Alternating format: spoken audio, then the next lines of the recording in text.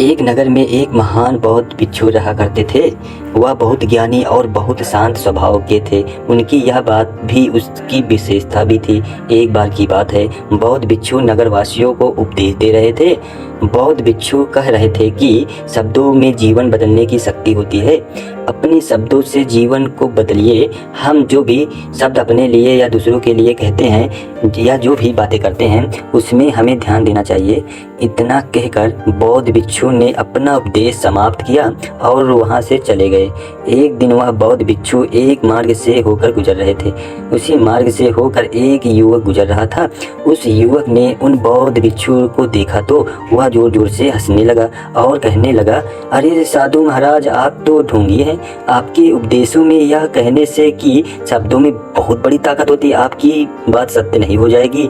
यह सब सिर्फ बातें हैं। भला ऐसा कैसे हो सकता है कि शब्दों से हमारा जीवन कैसे बदल सकता है? यह युवक की सारी बातें उस भिक्षु की ध्यान पूर्वक सुनी और उसके बाद मुस्कुराते हुए उस युवक से कहते हैं, बेटा, नाद से ही तो दुनिया प्रकट हुई है और अच्छे शब्दों के पीछे नाद होता है और जो पूरा जीवन बदल देता है। वह बौद्ध भिक्षु उस युवक से कहते हैं, देखो, मैं तुम्हें अपने अनुभव से बता रहा हूँ, लेकिन फिर भी तुम्हें यकीन ना हो तो आकर स्वयं देख सकते हैं। वह बौद्ध भिक्षु का बात सुनकर थोड़ा सा गंभीर हो गया। उसने काफ़ी देर विचार किया। उसके बाद बौद्ध भिक्षु से कहता है, हे गुरुवर, अगर ऐसी बात है तो मेरे साथ चलिए। मेरा छोटा भाई है, उसे ना जाने क्या हुआ है। वह कुछ नहीं करता। 3 वर्षों से ऐसा ही लेटा है, जिसकी उम्र 25 वर्ष है। वह दिन भर कुछ ना कुछ सोचता रहता है। उसकी हालत देखकर माता पिता सब लोग परेशान है और चिंतित रहते हैं। हम सब कई सारे तरीका अपनाए, कई योजनाएं अपनाई, लेकिन कोई काम नहीं आ रहा है। वह हमसे कुछ नहीं कहता। परिवार का हर एक सदस्य पूरी तरह से थक चुका है, हार चुका है। आखिर वह क्या करना चाहता है? किसी को कुछ नहीं पता। भला हमारे शब्दों से उसका जीवन क्यों नहीं बदला? और जैसा आप कह रहे हैं कि शब्द सचमुच में जीवन बदल सकते हैं, तो क्या आप मेरी मदद करेंगे? इस पर बौद्ध भिक्षु मुस्कुराते हुए उस युवक के साथ चल पड़ते हैं। वह युवक की बौद्ध भिक्षु को एक खेत में ले जाता है और अपने भाई की तरफ इशारा करके कहता है, यह गुरुवर, यही मेरा भाई है जो पूरे गांव में आलस और मक्कारी के लिए मशहूर है।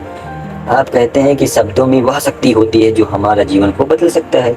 क्या आपके शब्द इसका जीवन बदल सकते हैं? अगर यह सत्य है तो आप इसका जीवन बदल कर दिखाइए। बौद्ध भिक्षु ने उस भिक्षु को भाई को ध्यानपूर्वक देखा। वह एक पेड़ की छांव से आराम से सो रहा था। जब बौद्ध भिक्षु उस युवक के पास से पहुंचे तो आराम से उसके सिर पर हाथ रखकर कहते हैं, उठो बेटा, बहुत देर हो चुकी है। यह सोने का समय नहीं है, यह तो जागने का समय है। उन बौद्ध भिक्षु की आवाज़ सुनकर लड़का का अचरज में पड़ गया। आखिर कौन है जो इतना प्यार से मुझे जगा रहा है? वरना तो गांव वाले आलसी और मक्कारी की कहते थे।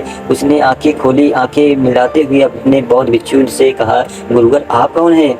आप कौन है? क्यों आए हैं? बौद्ध भिक्षु जब युवक से कहते हैं, बेटा, यह प्रश्न तो तुमसे कहना चाहता हूँ। तुम कौन हो, यही तो तुम्हें जानने की आवश्यकता है। उस बौद्ध भिक्षु की बात सुनकर वह लड़का जोर जोर से हंसने लगता है और कहता है, आप मेरे बारे में जानना चाहते हो? गांव के किसी भी सदस्य से पूछिए, आपको पता चल जाएगा कि मैं कौन हूँ।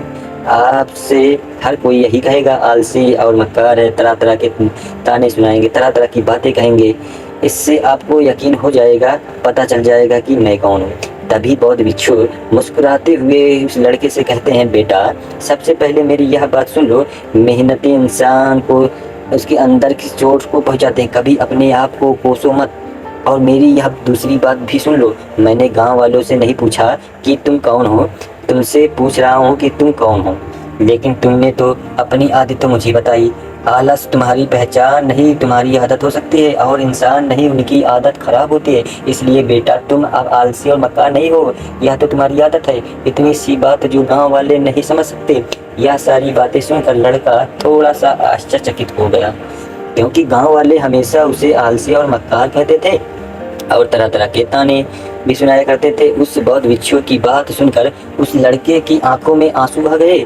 वह तुरंत ही दोनों हाथ जोड़कर बौद्ध भिक्षु के चरणों में गिर गया और उसने उनसे कहने लगा कि आप सत्य कहते हैं, इस मेरी आदत से ही मैं बहुत ज़्यादा परेशान हूँ। मेरी लाख कोशिश के बाद भी मैं इससे बदल नहीं पा रहा हूँ। कुछ भी कार्य करने से कोशिश करता हूँ तो मेरा ध्यान इधर उधर विचलित हो जाता है और मैं परेशान हो जाता हूँ और इस दर्द को दूर करने के लिए सो जाता हूँ। गुरुवर, इन आदमियों को बदल नहीं पा रहा हूँ। जबकि मैं भी किताब पढ़ने की कोशिश करता हूँ तो मुझे नींद आने लगती है। मन में अजीब सा दर्द होने लगता है कि ऐसा लगता है कि मेरा जीवन ही यूं ही व्यर्थ हो जा रहा है। और जब मैं इस दर्द को बर्दाश्त नहीं कर पाता तो सो जाता हूँ ताकि जब मैं उठूँ तो दर्द महसूस ना हो। और अब यही भी हो चुका है कि मैं इन आदतों से नहीं निकल सकता। यह आदतें मुझे नहीं छोड़ने वाली। इस पर बौद्ध भिक्षु लड़के से कहते हैं, बेटा, यदि तुम इस आलस से आदत को छोड़ना चाहते हो तो मैं तुम्हें एक सही उपाय बता सकता हूँ, लेकिन उसके लिए कल सवेरे तुम मुझसे मिलना तो मैं तुम्हें एक तरीका बताऊंगा। इतना कहकर बौद्ध भिक्षु कहकर चले गए। बौद्ध भिक्षु की सारी बातें लड़के के कानों में गूंज रही थी। वह समझ नहीं पा रहा था कि बौद्ध भिक्षु ऐसा क्या उपाय बताएंगे जिससे जीवन से आलस्य हमेशा हमेशा के लिए खत्म हो जाएगा। देखते ही देखते रात हो गई। रात भर वह बिस्तर पर करवट लेता रहा, उन बौद्ध भिक्षुओं की बातों के बारे में सोचता रहा और सुबह हो गई। सुबह होते ही लड़का भिक्षु के पास तुरंत पहुंचा। प्रणाम करते हुए कहता है, हे गुरुवर, जैसा कि आपने कहा था कि कल सवेरे मुझसे मिलना, गुरुवर मैं आ गया। अब मुझे वह मार्ग बता दीजिए जिससे मैं अपने जीवन से आलस से निकल सकूं। तभी बौद्ध भिक्षु इस लड़के से कहते हैं, जब भी तुम दुविधा में हो या निर्णय न ले पा रहे हो, तुम्हारे मन में तरह तरह के प्रश्न उठ रहे हो कि मैं क्या करूं, कैसे करूं,